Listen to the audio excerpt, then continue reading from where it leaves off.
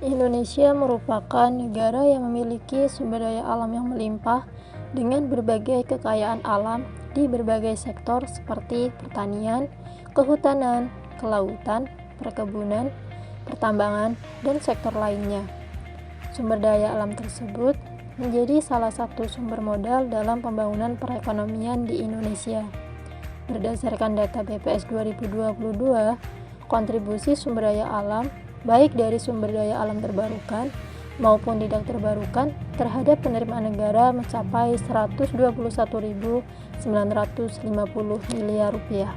Batu kapur merupakan salah satu sumber daya alam yang banyak terdapat di Indonesia.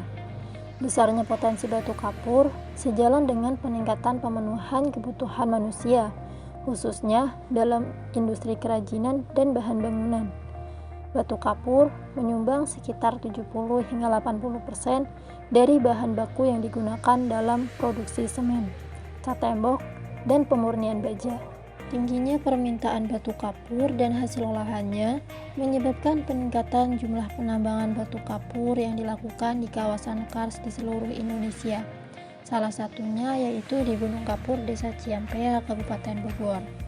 Desa Ciampea merupakan salah satu desa penyuplai batu kapur di Provinsi Jawa Barat dan masih aktif melakukan kegiatan penambangan hingga saat ini. Gunung Kapur ini telah dimanfaatkan sejak ratusan tahun yang lalu oleh masyarakat baik yang tinggal di sekitar kawasan Gunung Kapur tersebut maupun di luar kawasan melalui kegiatan ekonomi yang dilakukan di dalamnya. Proses penambangan batu kapur yang berlangsung terus-menerus tentunya tidak hanya menimbulkan dampak positif, tetapi juga dampak negatif berupa kerusakan lingkungan. Salah satu kerusakan lingkungan akibat penambangan batu kapur di Desa Ciampea adalah deforestasi hutan. Banyak hewan seperti monyet dan anjing yang turun ke pemukiman warga untuk mencari makan karena stok makanan di tempat asal mereka sudah berkurang. Dampak kegiatan tersebut, jika dibiarkan semakin lama, akan menimbulkan dampak besar nantinya, yang akan mengancam hilangnya mata pencaharian para penambang batu kapur pada masa yang akan datang dan merugikan masyarakat setempat.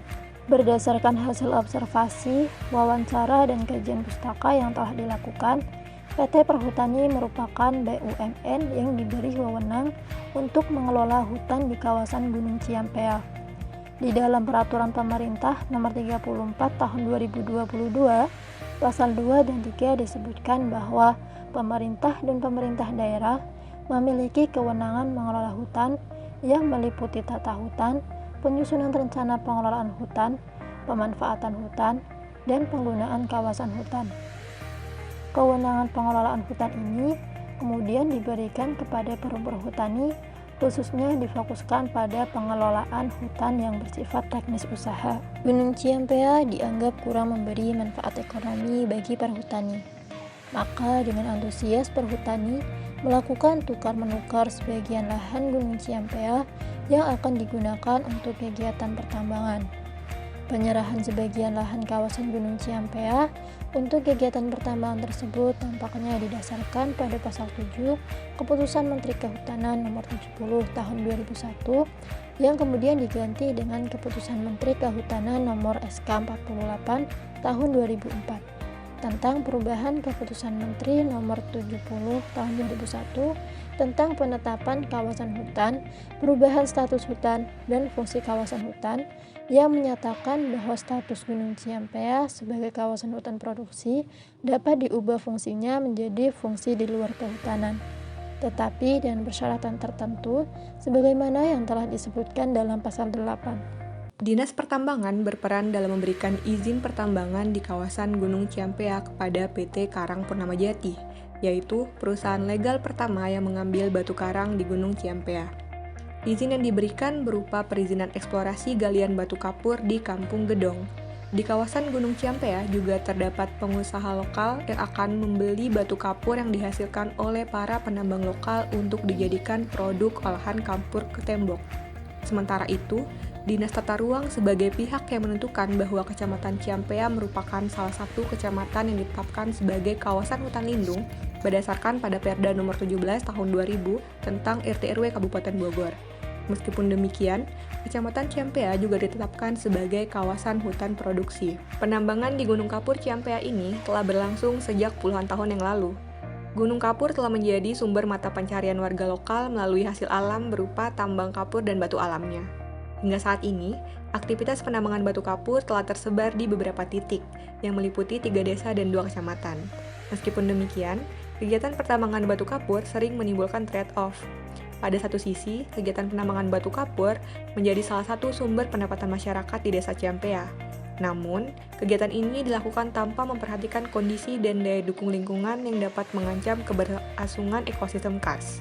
Hal ini sesuai dengan yang dijelaskan dalam penelitian Hanifa pada tahun 2018. Di sisi lain, pertambangan batu kapur memiliki dampak negatif terhadap masyarakat dan lingkungan. Berdasarkan penelitian yang dilakukan oleh Al-Idrus pada tahun 2013 dan Gofur Wesfana pada tahun 2018, dampak pertambangan kapur terhadap masyarakat yaitu menyebabkan ispa, rematik, penyakit kulit, diare, dan penyakit lainnya.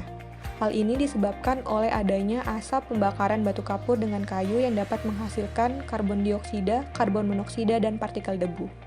Sedangkan dampak pertambangan kapur terhadap lingkungan yaitu menyebabkan pencemaran udara, penurunan kualitas lingkungan, kerusakan habitat dan kelestarian tumbuhan, mengganggu kesuburan tanah, menyebabkan erosi dan tanah longsor. Untuk mengetahui adanya pencemaran udara, dapat menggunakan lumut kerak sebagai bioindikator. Lumut kerak yang berada pada suatu daerah yang telah tercemar akan menunjukkan respon pertumbuhan yang kurang baik dibandingkan dengan lumut kerak yang tumbuh subur di daerah yang tidak tercemar. Berdasarkan hasil penelitian yang dilakukan oleh Dewi pada tahun 2018, nilai kerugian ekonomi akibat aktivitas cubluk pembakaran batu kapur di Desa Benteng dengan menggunakan metode cost of illness dan loss of income diperoleh nilai rata-rata kerugian ekonomi di setiap kepala keluarga adalah sebesar 377.791,67 per KK per tahun. Upaya penanganan dampak partikel debu dari pengolahan batu kapur dapat dilakukan dengan pendekatan teknologi, institusi, sosial ekonomi, dan pelayanan kesehatan. Noviana pada tahun 2010 memperkenalkan salah satu upaya yang dapat dilakukan untuk mengurangi dampak kerusakan yang ditimbulkan dari adanya penambangan batu kapur di Gunung Kapur Ciampea, yaitu dengan adanya konsep wisata terpadu yang memadukan wisata dengan kegiatan konservasi untuk menunjang kelestarian biofisik Gunung Kapur. Selain itu, di Gunung Kapur Ciampea juga terdapat arena panjat tebing pada beberapa titik. Tinggi tebing berkisar antara 10 hingga 15 meter dan memiliki banyak jalur pemanjatan. Selain untuk arena panjat tebing, Gunung Kapur juga dikunjungi oleh pengunjung yang ingin melakukan lintas alam, meneliti, dan juga mengamati satwa yang ada seperti burung dan monyet.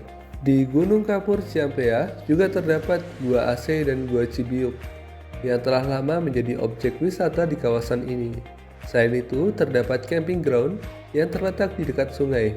Area ini adalah berupa lapangan luas yang sering dipakai oleh siswa sekolah untuk berkemah. Selain siswa sekolah, pengunjung dari luar Bogor pun ada yang berkemah di sini. Fasilitas yang terdapat pada camping ground ini terbilang minim, hanya lapangan yang datar. Namun tetap saja banyak yang berkemah di terutama di hari libur. Berdasarkan paparan yang telah dijelaskan, rekomendasi kebijakan yang dapat diberikan yaitu adanya pembatasan aktivitas penambangan secara berkala yang ditingkatkan kuota pembatasannya. Harapannya wisata di kawasan Gunung Kapur Ciampea ini dapat dikembangkan lebih lanjut lagi, sehingga masyarakat di sekitar kawasan Gunung Kapur dapat mulai beralih fungsi pekerjaan dari yang awalnya sebagai penambang maupun pembakar batu kapur menjadi pengelola wisata. Terkait aktivitas penambangan dan pembakaran yang dilakukan, perlu tindak lanjut dan perhatian pemerintah yang lebih jauh lagi, seperti penyediaan fasilitas pembakaran tertutup. Pemerintah harus mengambil tindakan tegas untuk menekan penggunaan ban bekas sebagai bahan bakar dan mendorong substitusi bahan bakar yang lebih ramah lingkungan. Dari sisi pengelolaannya, dapat dikelola dengan keterlibatan aktif masyarakat, khususnya di sekitar